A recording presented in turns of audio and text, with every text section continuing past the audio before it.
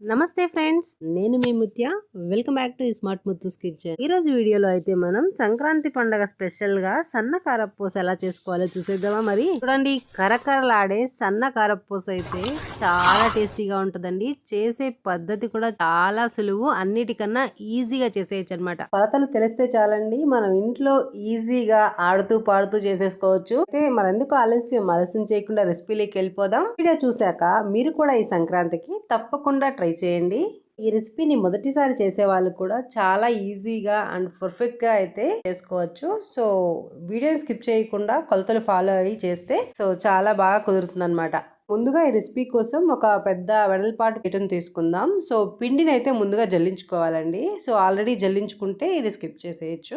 Video clip లో చూపిస్తున్న విధంగా నేను ఈ బౌల్ తో అయితే 2 బౌల్ శనగపిండి, సో అదే సేమ్ బౌల్ తో ఒక బౌల్ బియ్యం పిండి కూడా తీసుకోవాలన్నమాట. ఇది కొలతలతో అయితే 300 గ్రాముల శనగపిండి అండ్ 150 గ్రామ్స్ 150 గ్రాములు పిండి తీసుకోవాలన్నమాట. సో ఇవన్నీ చక్కగా ఒక్కసారి జల్లించుకోండి. ఇలా జల్లించుకోవడం వల్ల మనకి బియ్యం పిండి అవి కొంచెం రవ పెద్దగా ఉన్నా కూడా ఫిల్టర్ అయి పైకి వచ్చేస్తుంది. మనకు బియ్యం పిండి మనకు జల్లించే అంత సన్నగా ఉండాలి, మరి అంతకన్నా ఎక్కువ లావుగా ఉండకూడదండి. ఇది గుర్తుపెట్టుకోండి, ఈ టిప్ అయితే ఇంపార్టెంట్. ఇలా ఫిల్టర్ చేసుకున్న తర్వాత ఇలాంటి రవ్వ ఏదైనా ఉంటే పక్కన పెట్టేసుకుందాం. సో ఇప్పుడైతే మనం ఈ పిండిని అయితే కలుపుకోవాలి. ఇప్పుడు కావాల్సిన ఇంగ్రీడియంట్స్ వేసేసుకుందాం. పిండి మనకి వెయిట్ లో అయితే 450 గ్రాములు ఉందండి, అరౌండ్ హాఫ్ కేజీ అనమాట. ఇప్పుడు హాఫ్ కేజీకి సంబంధించిన కొలతలు అయితే చూసేద్దాం.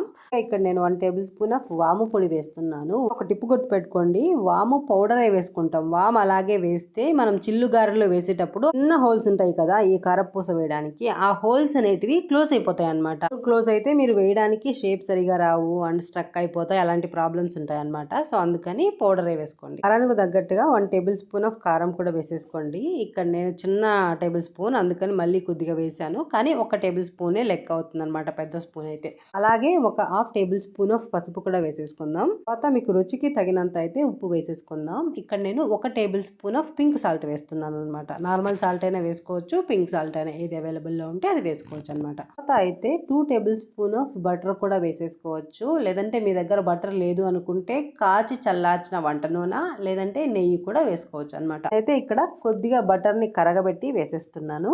వేసిన ఇంగ్రీడియంట్స్ అన్ని ఈ బటర్ మనం బాగా ప్రతి అణువు మన బటర్ అనేది కలిసేలాగా ఇలా చేతో బాగా రఫ్చర్ చేస్తూ కలుపుకోవడం చాలా మెయిన్ అన్నమాట. ఈ టిప్ అయితే గుర్తుపెట్టుకోండి.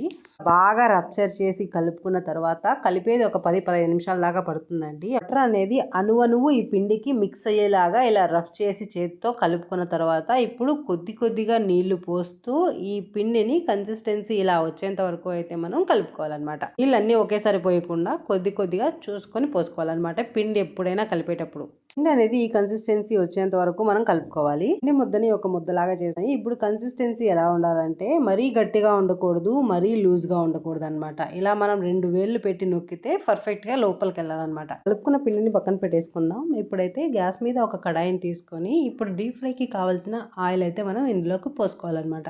10-15 నిమిషాలు అయిపోతే ఆయిల్ అయితే వేడైపోతుందండి. నూనె వేడైన తర్వాత ఇప్పుడు వీడియో క్లిప్ లో చూపిస్తున్న విధంగా మనం జంతిక గొట్టాన్ని తీసుకొని ఆ పిండి అందులోకి పెట్టేసి చిన్న బిల్లని తీసుకొని ఈ కారపూస వేసుకోవాలన్నమాట. ఇక్కడ వీడియో క్లిప్ లో చూపిస్తున్న విధంగా డైరెక్ట్ గా అయినా నూనెలో వేసుకోవచ్చండి, లేదంటే ఒక ప్లేట్ లో కానీ పేపర్ లో కానీ వేసి ఇందులోకి ట్రాన్స్ఫర్ చేసుకోవచ్చు. చెప్పే బెస్ట్ వే ఏంటంటే మీరు ప్లేట్ లో వేసుకొని వీటిలో వేసుకొని వేస్తే షేప్ అవుట్ అయ్యే ఛాన్స్ ఉంటుంది. అందుకని డైరెక్ట్ గా ఇలానే వేసుకుంటే మంచిదన్నమాట. అంటే మనకి షేప్ అవుట్ అవ్వకుండా మనకి ఏ షేప్ కావాలంటే ఆ షేప్, రౌండ్ షేప్ కారం పూసను వేసుకున్న తర్వాత దాన్ని బాగా కాలనివ్వాలి. ఒక సైడ్ కాలిన తర్వాతే ఇంకొక సైడ్ తిప్పి వేసుకోవాలి.